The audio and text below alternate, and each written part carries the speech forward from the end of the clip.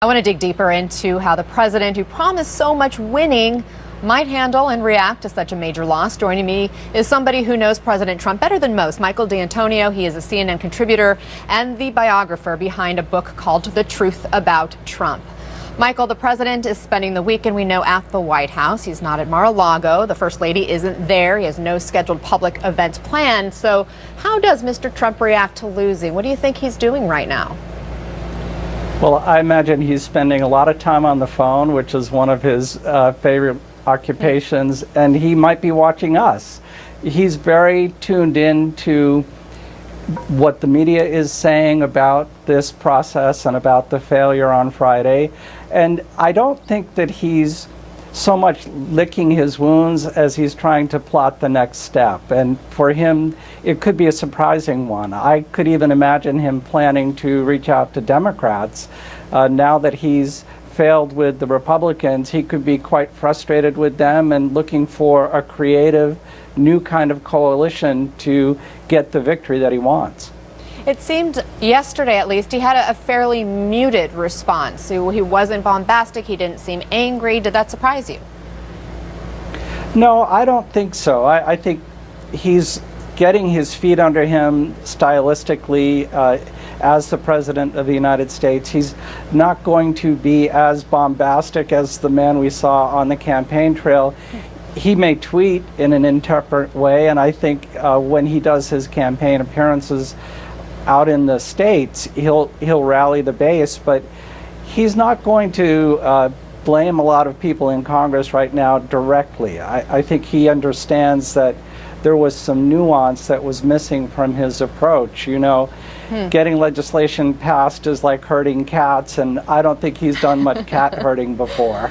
Well, it seems like this is a new reality for him because, like you said, he's not in his usual element in terms of what he is surrounded by. He sold himself, however, as the ultimate deal maker. In fact, let's read a tweet from during the campaign where he wrote, "We will immediately repeal and replace Obamacare, and nobody can do that like me. We will save dollars and have much better health care." So how did this end up happening? Well, how did the bill die? Well, I think one of the things that your news report noted just before we started talking was that the president wasn't really aware of the details in the bill. And now that he's in the Oval Office, he's in a town where wonkery does mean something. You know, President Obama and before him, President Clinton were famously wonky when it came to the details in legislation, and so is Paul Ryan. And I think the members of Congress were looking for more from him, a better understanding of what the bill actually does and would have done, and he wasn't prepared for that. Was that part of the strategy to kind of give himself an out if the bill failed so he could say, I wasn't directly attached to it?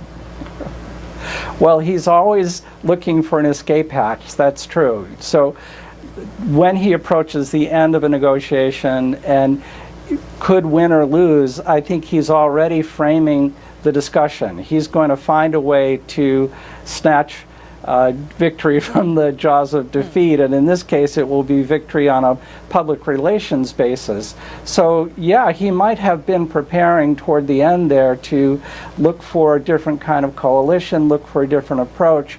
I heard in his comments last night that he was not very happy with the Freedom Caucus, those guys on the far right, and was more sensitive to the Tuesday group. These are members of Congress who are more moderate, and those would have been the Republicans he knew in the tri-state area, and I think his heart is really with them.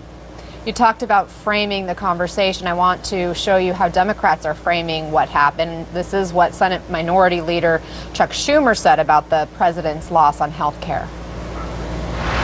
President Trump proved to be incompetent. There was no art of a deal here. Even his great technique, I'll threaten them, I'll pull out, and then they'll come back to me, didn't work. So did this loss weaken the president's brand, therefore his credibility? Oh, I think it did weaken his brand, at least temporarily. And he does, as Senator Schumer noted, practice this strategy of threat. He wants to tell people something really bad is going to happen if you don't get behind me. I think he went a little too far after the loss when he said, well, we're going to let Obamacare blow up. Actually, he said it was going to first explode and then implode. I don't know how that happens. Implode and then explode, yeah. They're quite different things. But, you know, that's not really the way to lead people. I think the American public does not need to be frightened out of its wits about what's going to happen with health care. So, you know, what I think is ironic is Trump called Schumer a clown. Now we have Schumer calling Trump incompetent. And I would not be surprised if 4 months from today we're talking about the two of them working together. So, you know, this is how the game is played. We can only hope for the sake of the country. Right. Yes. Yeah, it's part of the game. But let's talk about the future, because now that this bill has been pulled, the president essentially has said that he's ready to just move on to other things. He told a reporter he's glad he got it out of the way. What do you make of this decision to just move on? Well, I think this was a terrible experience for him this past week. The week did not start out well with discussions of the Russian involvement in our election and with the hearings on Capitol Hill, and it just got worse for him as time passed. So I think he was pretty glad to get to Friday night. Where he goes from here, he's talking about tax policy. That's almost harder to do than health care. The details may be a little easier for him to sell, but you know, this is another heavy lift, and I think he prefers to be out selling the political brand. This policy work is really hard stuff, as he noted. Who knew healthcare was so complicated? Well, just about everybody knew. And it doesn't yield to this kind of leadership. He's going to have to roll up his sleeves and give himself more time. You know, this whole process was 3 weeks. I think that's not enough time to get everybody organized and get people behind a bill that that a majority can support. You know, there's horse trading involved in politics and in legislating that is very different than real estate. It's not all about profit and loss out on the bottom line. There's so many factors that go into getting a majority in Congress to support legislation. It's so interesting to hear you say that they didn't give themselves enough time, because that was exactly what Democrats were saying, is why are they trying to rush this through? Do you think that the Republicans essentially shot themselves by trying to push it so fast? Well, I think they did. They got themselves into this position during the campaign, though, of saying the first thing we're going to do is repeal and replace, and we're going to do it immediately. I was once on the air with Scott Brown, the former senator from Massachusetts, and he said, well, this can be done in an hour.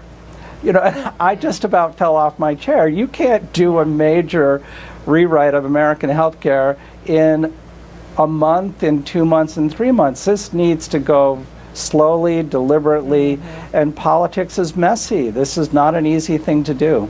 Well, let's just be honest. Everything takes longer than you want or expect, especially when it's something that's so important. Michael D'Antonio, thank you for sharing your thoughts tonight. Thank you, Anna. Coming up.